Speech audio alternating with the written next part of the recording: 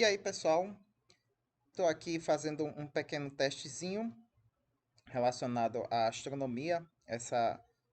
Eu venho tendo vontade de pôr em execução essa ideia, que é fazer algo que eu via muito no, digamos assim, no início da internet, no início de muitos canais de astronomia, como por exemplo o Space Today, como que era o canal, que é o canal do Sérgio Sacani, ou mesmo o canal que tinha lá do Observatório Nacional, que fazia um compilado de eventos astronômicos que iria acontecer no decorrer de uma semana, por exemplo. E a minha ideia aqui é fazer no decorrer de um mês. Então eu peguei aqui o Stellarium, que é um software muito famoso, que é tipo um observatório virtual no seu computador, onde você consegue aqui ver um mapa celeste com as posições das principais constelações e estrelas. E por ele você pode aí se situar, né, por ter um ponto de referência no qual onde você pode procurar um objeto de interesse, né, como por exemplo aqui o planeta Marte. Nós temos aqui, aí centraliza e você observa aqui a posição desse planeta. E se você já tem familiaridade com a observação de corpos celestes, vai facilitar a sua visualização desse objeto. Aqui do lado você tem um monte de informações sobre o planeta, né? Você tem aqui a sua magnitude aparente, magnitude absoluta, a seção reta, declinação, tanto para os eixos de coordenadas de declinação e ascensão reta, quanto para o sistema autoazimutal. Você tem a distância, você tem a fase dele, né, que ele tem certas épocas do ano que, devido à posição entre ele e a Terra, você tem alguma parte de sombreamento que consegue ser visualizada, o diâmetro aparente, a angulação em relação ao Sol e muitas outras observações, o albedo. Mas vamos para o que interessa, porque acho que muita gente já está familiarizada aqui com o Stellarium ou o que ele faz. Quer dizer, você também tem a versão para celular. Se não, tem muitos vídeos ensinando até como instalar, como adicionar objetos novos. Eu vou pegar aqui a janela de data e passar para dia 1 de agosto. A minha análise vai ser dos principais fenômenos astronômicos que a gente chama de efemérides. Então, isso aqui é uma prática muito comum na astronomia, que é desde a antiguidade. Você tem algum pessoal, como por exemplo o Sacani, não, é o Canali. É um Canali que é um astrônomo, se eu não me engano, ele trabalha na OBA. Ele todo ano faz um livrinho que é chamado Anuário de Astronomia, no qual ele vai relatando a posição do planeta Terra, do Sol, dos astros, ao longo de um ano.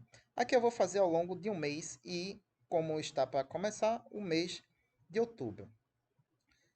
E aí eu montei aqui um roteirinho dos principais fenômenos astronômicos que vão acontecer em outubro.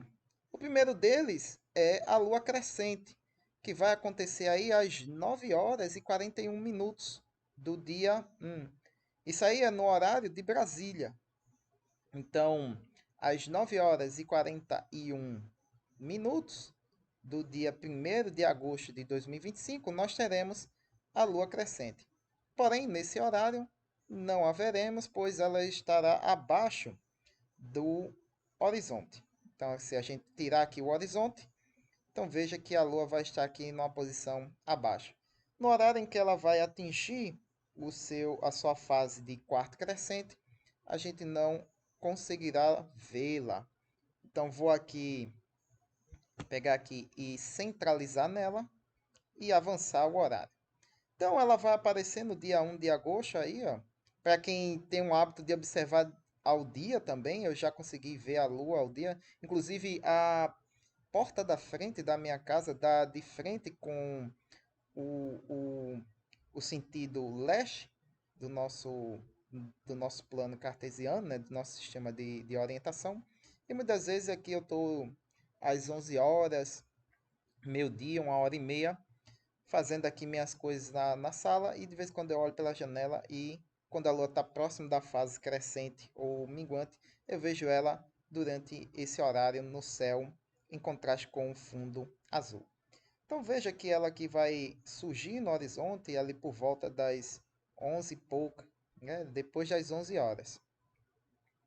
Avançando as horas, nós temos aí o anoitecer do dia 1 e a Lua vai estar aí com seu quarto de brilho todinho voltado para nós. Opa, perdi aqui a centralização dela. Voltando, tá aqui. E aí, pegando aqui as constelações, a gente pode pegar aqui o ícone de fronteiras entre as constelações. Nesse dia, ela vai estar dentro do asterismo, né, ou dentro da região da área dividida pelos astrônomos, conhecida como a constelação de Libra, né, a constelação zodiacal. Então, ela vai estar aí dentro dessa área. No dia 1, a gente vai ter também a chuva de meteoros Alpha Capricornides. Deixa eu procurar ela aqui para a gente ver a localização. Pelo nome, a gente já sabe que vai acontecer na constelação do Capricórnio. Então tá aqui, ó. Constelação do Capricórnio. Vamos centralizar aqui no radiante dessa chuva de meteoros. E ela segue mais ou menos nessa posição. Para quem observa, aparenta, para um observador aqui da Terra, vai aparentar que os asteroides estão vindo dessa região aqui. Porém, essa chuva ela é bem fraquinha, lá cerca de 4, 5 ou 6 meteoros por hora. Então é algo bem ralo. Você não vale a pena passar a madrugada para observar. Embora que não precisa estar a uma hora tão avançada da noite para já ver o radiante, né? Aqui a 8 horas da noite, ela já está aqui numa altura já que considerável do sentido leste. Vamos pegar aqui as coordenadas azimutal para ver a que altura, mais ou menos a essa hora, ela está acima do horizonte. Então, se você olhar aqui, o nosso radiante vai estar aí a uma altura de mais ou menos 46 graus já. Então vai estar já bem altozinho no céu. Então esse aqui foi o nosso dia 2, ou perdão, dia 1. O próximo fenômeno o próximo evento astronômico que a gente pode considerar observar aqui, que é interessante de se observar, é o do dia 6. No dia 6, aqui no dia 4, no dia 3 a gente tem uma passagem aqui, ó, próxima da Lua com Antares, mas como vocês podem ver, se a gente for avançar aqui o horário, a Lua vai passar bem próxima de Antares, porém, né, ela já vai estar bem baixa no horizonte lá para a meia-noite do dia 4. Então, vai ser bem difícil de observar, né, para quem tiver um horizonte bem livre, aí vai ter a oportunidade de ver essa conjunção entre a Lua e Antares. A separação entre esses dois corpos celestes vai ser aí de 19 minutos de arco. Para vocês terem uma ideia, a Lua tem 30 minutos de arco, né? Quase 30 minutos de arco. Dependendo da posição que ela se encontra na sua órbita, né? Varia para um pouco menos de 30 minutos ou um pouco mais de 30 minutos de arco. Então vai ser uma aproximação bem juntinha, né? Visto aí que vai ser menor do que o próprio diâmetro aparente da Lua. Mas no dia 6, a gente tem aqui uma ocultação estelar. Aqui. Vai acontecer às 17 horas do dia 6. Então, deixa eu pegar aqui, ó, 17 horas e 29 minutos do dia 6. Vamos caçar aqui a Lua novamente.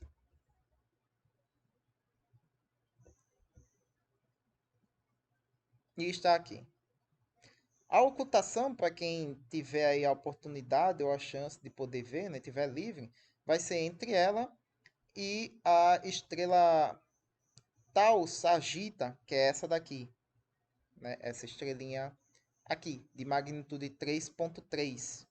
Então, lá para as 5 horas e 29 minutos da tarde, seja, o céu ainda vai estar bem clarinho, mas vai ser num horário em que essa estrela já praticamente aparece, ou vai estar bem difícil de ver. Se não for possível, e também dependendo da região em que você se encontra no Brasil, você pode estar numa região mais ao sul, então é possível que essa ocultação não ocorra. A gente pode verificar agora mesmo, né? Pegando aqui o estelário, ó, a região de mapa, vou colocar aqui mais ao sul para ver o que é que acontece. Infelizmente quem está mais ao sul vai ver a Lua mais afastada por conta da paralaxe. Então não vai poder ver a ocultação. Só vai poder ver uma aproximação muito grande da Lua com essa estrelinha. Mas aqui, ó, a ocultação ocorre e por conta da claridade é possível que essa estrela não tenha brilho suficiente para ser visível, mas quando ela retornar do outro lado, né, depois que a Lua terminar sua passagem por ela, lá por volta das 6h20, você vai vê-la ressurgindo do lado brilhante da Lua. As ocultações são muito boas para mostrar para o observador o movimento real de nosso satélite. Então, no dia 6 de outubro, ou perdão, de agosto, às 16h20, você vai ver essa estrela ressurgindo por detrás da Lua. Nós temos também a chuva de meteoros Iota Aquarides, acontecendo na constelação de Aquário. Tá aqui, ela aqui, ó, o seu radiante em relação à constelação de Aquário. E agora a gente passa para o dia 9. No dia 9, a gente vai ter a lua cheia. Isso vai acontecer às 4h54 da madrugada desse dia. E nós teremos a lua cheia, onde você tem aí o 100% do seu disco iluminado, voltado para nós observadores aqui da Terra. Para quem gosta de observar objetos de céu profundo, esse é um dos piores dias para se observar galáxias ou nebulosas, pois você vai ter aqui o brilho da Lua atrapalhando e ofuscando a maioria dos objetos difusos. No dia 8 tem um outro fenômeno que não é algo que a gente possa ver, mas que vai ser o apogeu lunar, né? O dia em que a Lua se encontra mais afastada da Terra, 404.166 quilômetros, o apogeu lunar. No dia 10 tem outra coisa interessante que a gente pode ver.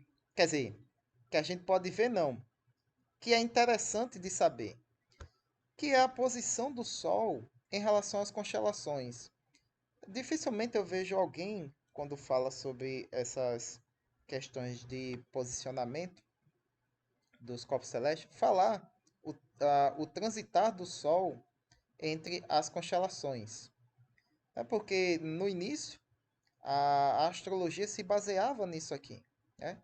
Então, quando alguém diz que você é de Câncer, é porque quando você nasceu, o Sol estava à frente dessa constelação. E no dia 10 de agosto, o Sol entrará, na verdade, ele começará a entrar, né, mais especificamente às 8h51, na constelação do Leão.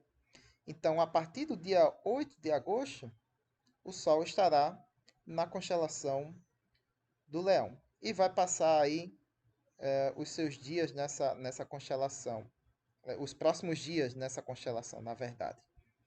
Então, se a astrologia tivesse organizado o seu calendário e os seus mapas e cálculos de acordo com a astronomia, na verdade, os leonídeos, né, ou seja, quem é do signo de Leão, podemos assim dizer, começariam a hoje, né? Então, quem nascesse a partir de hoje, em 8 de agosto, ou perdão, 10 de agosto, seria do signo de Leão. Se eu não me engano, nesse caso agora é de Virgens, não é? Agosto a setembro, Virgens. E aí setembro a outubro, Libra. Então veja que por conta da precessão do planeta, a, as constelações, as posições das constelações deslizaram em relação às constelações zodiacais dos signos. No dia 12, a gente tem aqui uma conjunção tripla, que é entre as estrelas, a Lua e os planetas Saturno e Netuno. Isso aqui, obviamente, vai ser visível ao longo da madrugada. Então, nós temos aqui, vamos pegar aqui lá para a madrugada, nós temos a conjunção tripla entre esses corpos celestes. Então, a Lua vai começar a transitar aqui entre esses dois planetas. Às 4 horas e pouquinho, deixa eu pegar aqui e, opa, às 4 horas e pouco, a Lua vai estar aí bem próxima de Saturno. E Netuno, infelizmente, não é visível a olho nu, então é preciso binóculos ou telescópio para poder ver ele atuando nessa constelação. Mas ele vai estar aqui bem próximo a Saturno, cerca aí de aproximadamente 1 grau. Então, quem tem aí um telescópio modesto, que tem uma lente angular grande, que pega um amplo campo de visão, você vai conseguir ver os dois planetas dentro do mesmo campo de visão da ocular do seu telescópio ou luneta.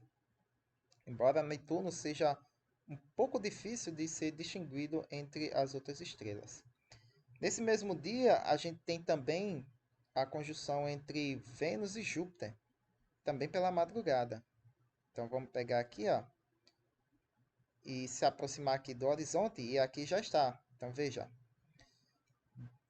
próximo do zênite, você tem ali a Lua, Saturno e Netuno, embora Netuno não seja visível a olho nu, mas próximo ao horizonte aqui, você tem uma conjunção entre Júpiter e Saturno, os dois astros mais brilhantes do céu noturno, com exceção da Lua. Então, a separação entre eles aqui, nesse dia, vai ser aí de aproximadamente 50 a 49 minutos de arco. Então, menos de 1 grau. Então, eles vão estar bem próximos no céu. E o brilho entre eles dois, né, infelizmente não vai se somar, né? Que aqui no vídeo parece acontecer isso. Mas a gente sabe que, da nossa perspectiva, a gente vai ver uma pequena separação entre eles dois. Então, esse é o evento para o dia 12. No dia 12 também vai acontecer a chuva de meteoros Perseidas. Então, vamos procurá-la aqui na nossa noite, a constelação do Perseu.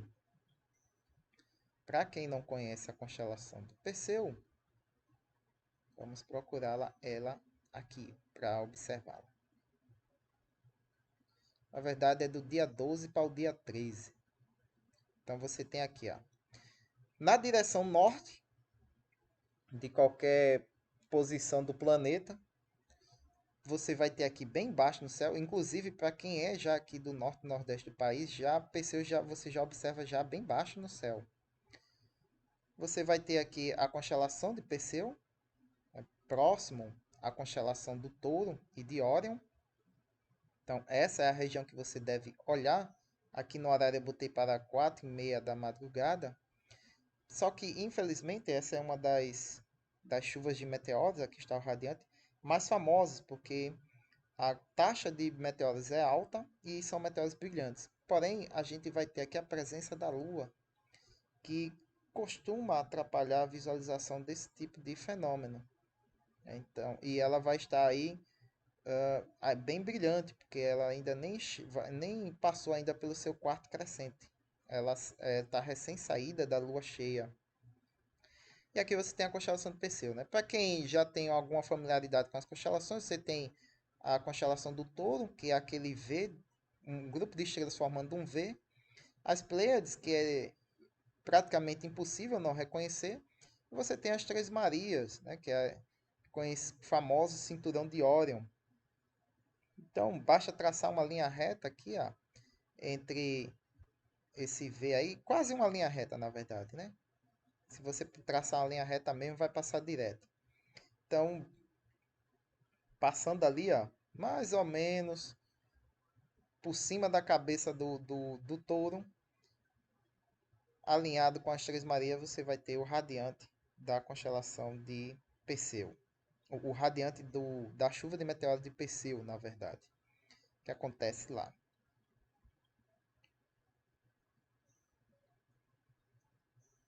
No dia 16, a gente vai ter a conjunção entre a Lua e o planeta Urano. Aí não vai dar para ver ele aqui, mas aí a gente caça ele aqui, ó. Urano. Então você veja que essa conjunção ela não é assim tão próxima. Na verdade, quando a Lua chegar próxima dele, já vai estar durante o dia, então não vai ter graça nenhuma de observar. Se você pegar aqui, ó, vamos adiantar o horário. Então veja, a Lua vai se aproximando, mas já é dia, e quando ela se aproximar de fato, ela já vai estar abaixo do horizonte, e aí a gente não vai poder ver. Embora Urano também não seja visível a olho nu, salvo algumas raras exceções. E mesmo assim, quando ficar um pouco difícil distingui-lo dentre as demais estrelas. Um pouco difícil, eu estou sendo nobre, né? Eu estou sendo generoso. Bem difícil em relação às demais estrelas. Então você tem aí essa conjunção. Essa conjunção coincide também quando a Lua chega no seu quarto minguante. Então ela chega aí na sua fase de brilho aí onde metade do seu lado iluminado está voltado para nós aqui da Terra, no sentido oposto ao da Lua crescente. No dia 18 a gente vai ter uma outra ocultação pela Lua. Então vamos avançar lá para o dia 18 para a gente ver essa ocultação. Deixa eu centralizar nela aqui. Dia 18, olha aí. Infelizmente é de madrugada, para quem não gosta de acordar aí de madrugada para ver, então vai perder essa ocultação. E aí vamos avançar aqui o horário para ver. Então no dia 18, saindo, a Lua está debaixo do horizonte, é 1 hora, às 2, avançando o horário, pronto, aqui. Lá pelas 2h20 e pouco, né, 16, a Lua vai acabar de estar saindo do horizonte. Então não vai ser assim uma observação tão bacana, né, nesse horário. Então, esperar aí um pouco mais de alguns minutos, só que se você esperar demais, você não verá a ocultação. Pela estrela Elnat, ela é a beta da constelação do Touro. Ela é um dos chifres da constelação do Touro. Então você tem aqui a constelação do Touro, Aldebaran, a estrela mais brilhante dessa constelação, as Pleiades, o V dessa constelação, né? Tirar aqui as linhas que marcam as constelações para a gente ter uma ideia. Então veja aí, ó, aquele famoso V, né, que é o aglomerado das Íades, e ali embaixo a Lua bem pertinho dessa estrela, né, que é a beta dessa constelação. Então, beta significaria seria a segunda estrela mais brilhante dessa constelação. Então, é mais uma oportunidade para ver o movimento real da Lua. E aí ela vai ser exatamente ocultada às 2h26. E ela ainda vai estar bem baixa no horizonte. Então, se a gente continuar o horário aqui, que ela vai subindo, né? Deixa eu dar um zoom, vai ser bacaninha. Então, às 2h26 ela é ocultada. E ela vai ressurgir do lado escuro ali da Lua, lá por volta das 3h25 da manhã, da madrugada. Então você tem aí a referência dela saindo, e aí você consegue ver o movimento real da Lua, já que esse movimento que você vê ela cruzando o céu, na verdade, é um efeito da rotação do nosso próprio planeta, que leva todos os corpos celestes de leste para oeste. Então temos mais uma ocultação aí no nosso mês de agosto. No dia 19, a gente vai ter a conjunção entre a Lua e Júpiter. Então vamos avançar aqui para o dia 19. No dia 19, a ocultação entre a Lua... Perdão, ocultação não. a conjunção entre a Lua e Júpiter. Porém, essa conjunção ela vai acontecer mesmo, a máxima aproximação dela vai acontecer mesmo durante o dia, onde a visualização do planeta Júpiter é complicada. Então veja que durante o amanhecer, né, a alvorada, você vai ter aí ó, um belo espetáculo na madrugada desse dia e dos dias anteriores, né? Vou pegar aqui para você ver, ó. Ligar aqui as constelações. Você tem a Lua, vamos pegar dias anteriores, né? Aqui. Então você tem, ó, o nosso dia 12, que é a conjunção entre Júpiter e Vênus, avançando os dias, isso é para quem acorda em madrugada. Você tem Vênus retornando, né, fazendo seu movimento retrógrado. Lá próximo ao horizonte você tem a ascensão de Mercúrio. Na verdade, Mercúrio também está fazendo movimento retrógrado, indo em direção ao Sol. E você vem aqui o caminhar da Lua, vindo também na direção desse alinhamento, podemos assim dizer, no céu entre esses três planetas. E aí no dia 19, a Lua vai se aproximar bem próximo de Júpiter, porém a máxima aproximação vai acontecer durante o dia. Aí a gente não vai conseguir ver, né? Então tá ali a máxima aproximação entre ela e Júpiter, mas aí a gente não vai ver. Na verdade, vai acontecer quando ela estiver abaixo do horizonte, né? Que Júpiter está aqui, ó. Então, a máxima aproximação ainda vai acontecer ainda mais tarde. No dia 20 vai acontecer o oposto. O oposto não, né? Vai acontecer a máxima aproximação entre a Lua e Vênus. Aí aqui a separação mesmo é por conta mais da inclinação orbital entre os dois corpos celestes. Então a aproximação aí vai ser mais ou menos 5 graus, visto que a Lua vai passar aqui por esse eixo aqui, porque o eixo da trajetória de Vênus é por aqui. Então, nesse caso aqui, a separação é mais por conta da trajetória dos corpos do que tanto pelo horário em que ele vai ocorrer. Então, você vê aqui, ó, tá vendo? A Lua vai descendo um pouco mais. Aí aqui já às 5h30 da manhã, né? Então, já começa a clarear, né? Você já começa a ver a alvorada surgir. E aí você vê aqui os corpos celestes próximos. E você já percebe que o próximo planeta a entrar em conjunção com a Lua vai ser Mercúrio. E uma outra coisa, no dia 19, que é o dia anterior, Mercúrio estará na sua máxima elongação, né, na sua máxima elongação oeste. Então, essa aqui vai ser a altura máxima que Mercúrio vai estar no céu da madrugada. Então, veja que é complicado observar Mercúrio, né? Então, ele nasce ali por volta das 5 horas, 5 e pouco, 5h30, na verdade, né? E logo em seguida, né, você já tem a alvorada clareando o sol, né? O brilho do sol já iluminando a atmosfera e ofuscando tudo ao seu redor. Então, no dia 19 também, você vai ter a máxima elongação de Mercúrio. Ele vai estar afastado aí do Sol por 18 graus e meio.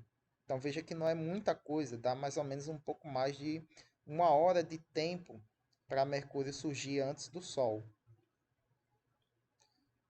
Seguindo aqui, a gente vai ter no dia 21 a conjunção entre Mercúrio e a Lua, acontecendo na constelação do Câncer.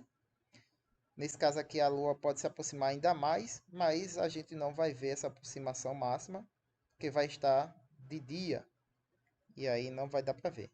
Mas o espetáculo mesmo é pela madrugada, né? Você vendo o brilho desses corpos celestes dançando pelo céu noturno.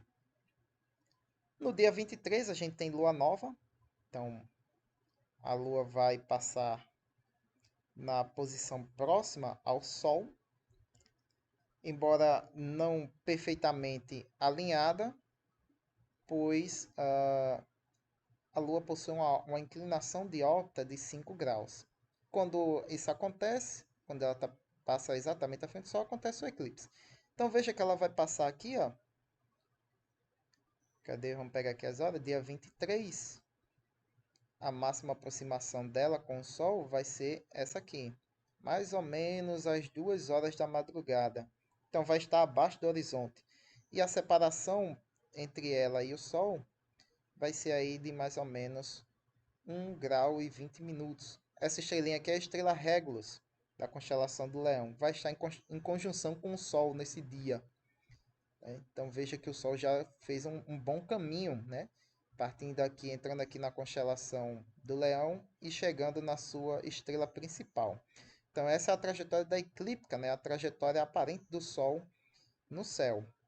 Então nesse dia, para quem para quem estará durante o dia nesse horário, é que essas 2 horas é o horário de Brasília, mas em algum lugar do planeta, nesse instante aqui, vai estar durante o dia. Então, a Lua, para quem estiver nessa posição durante o dia, não vai ver, né? Mas saiba que a Lua vai estar ali ao lado do Sol, separados por um pouco mais de 1 grau no céu. Então vamos ligar aqui de novo a nossa superfície e dar continuidade, né? Que a gente já está agora no dia 23.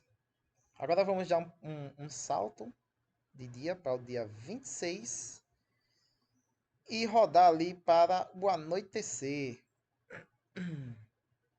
No anoitecer, a gente vai ter aqui a conjunção entre Marte e a Lua. Se a gente pegar aqui ó, e acompanhar a trajetória da Lua durante o dia, dá um zoom aqui que às vezes o estelário faz aparecer o objeto mesmo durante o dia, mas infelizmente a gente não vai ver. Cadê Marte? A Lua vai se aproximar de Marte por aqui.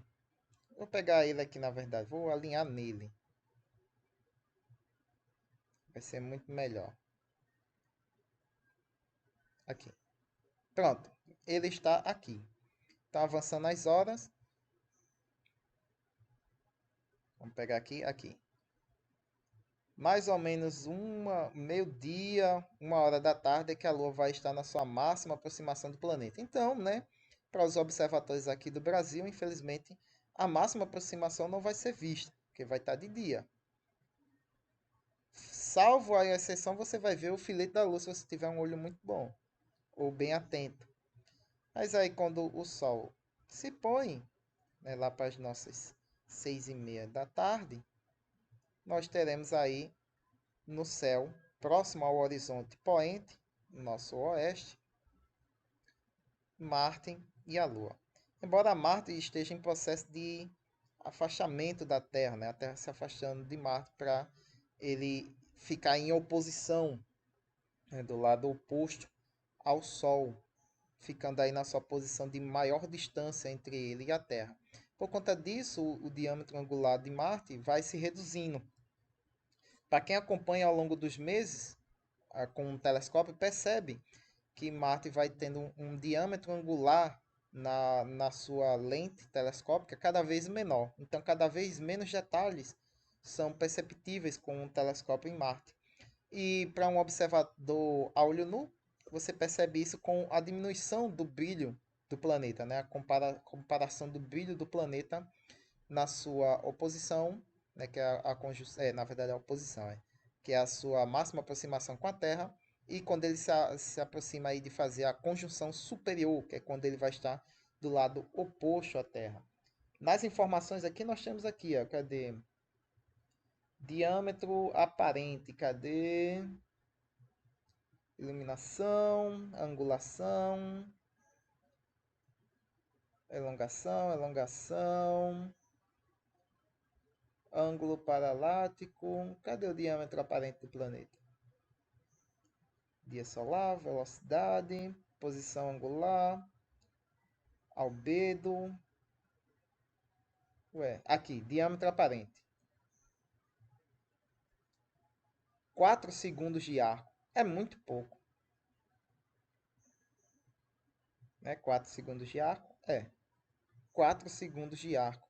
Então vai estar aí bem pequenininho, aparente aí no céu. Veja que é 4 segundos de arco. A Lua tem 29 minutos de arco. Lembrando que isso é uma medida de ângulo. Né? Um ângulo, né? Você tem a circunferência, que pode ser dividida em 360 graus. Cada grau pode ser dividido em 60 fatias, que a gente chama de minutos de arco. Então, um grau tem 60 minutos de arco.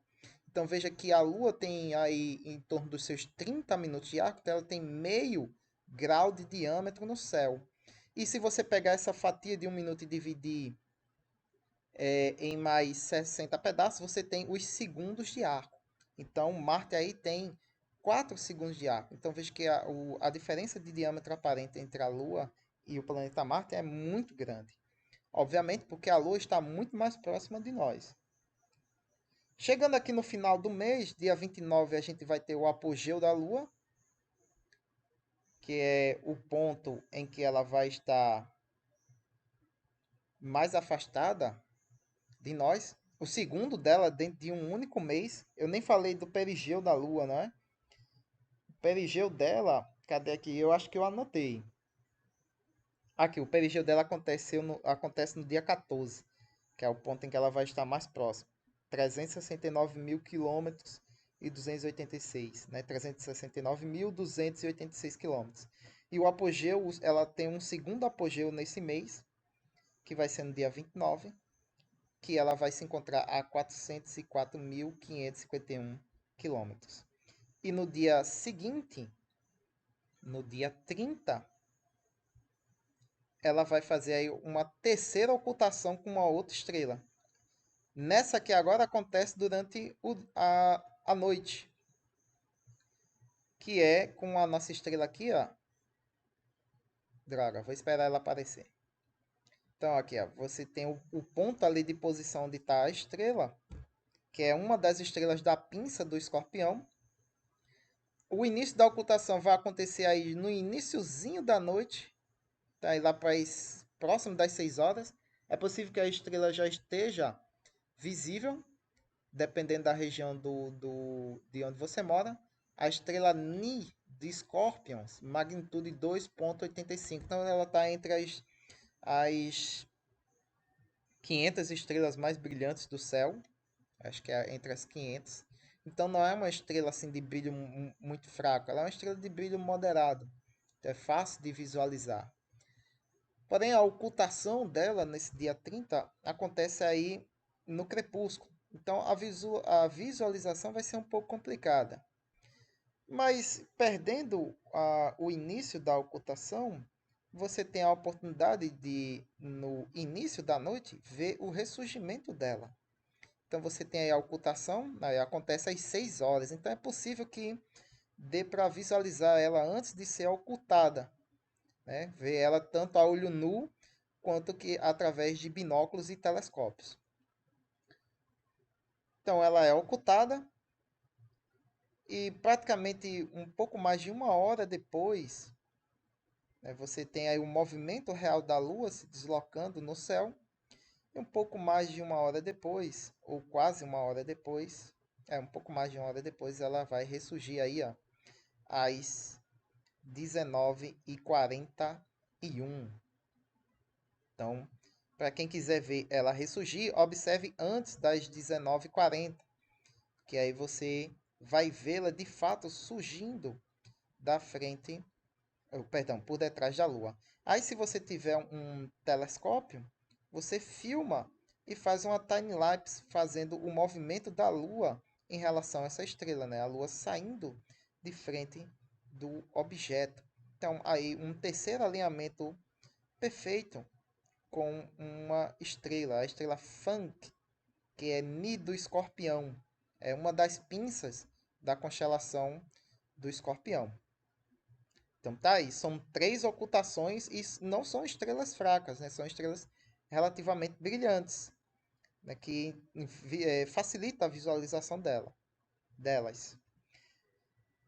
No dia 31, para encerrar o mês de agosto, encerramos com o fenômeno da Lua crescente, que vai acontecer às 3h25 da tarde. Ou, perdão, da madrugada. Aí já ainda dentro da constelação de Serpentários ou Ophiuchus, ali bem na fronteira entre Serpentário, né? Então aqui a famosa 13ª constelação zodiacal, né? Ophiuchus, o matador de serpente, e a constelação do Escorpião. Então ela vai estar, na verdade, como vai acontecer antes, vai acontecer pela madrugada às 3 da manhã, então ela vai estar dentro da constelação do Escorpião ainda. Isso aqui é no horário de 19, quase 8 horas da noite do dia 31. Bom, pessoal, é isso aí. Isso é os eventos que tinham para acontecer, astronômicos, durante o mês de agosto. Espero que eu tenha ajudado vocês aí.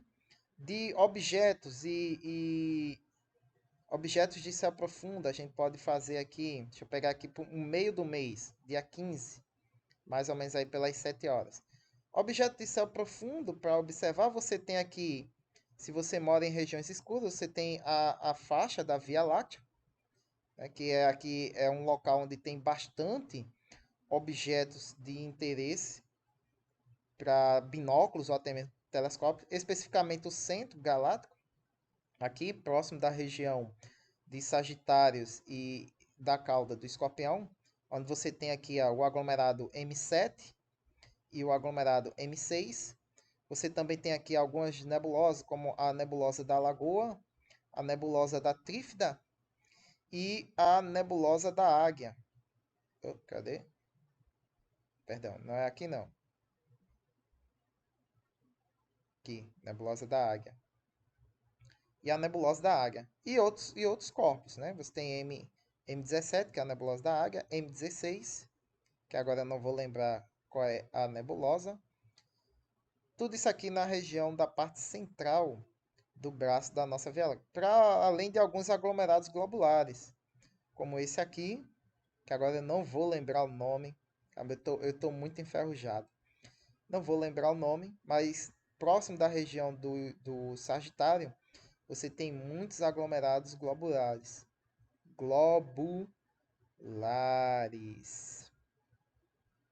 Aqui mais outro, perto aqui da região dessa extensão aqui.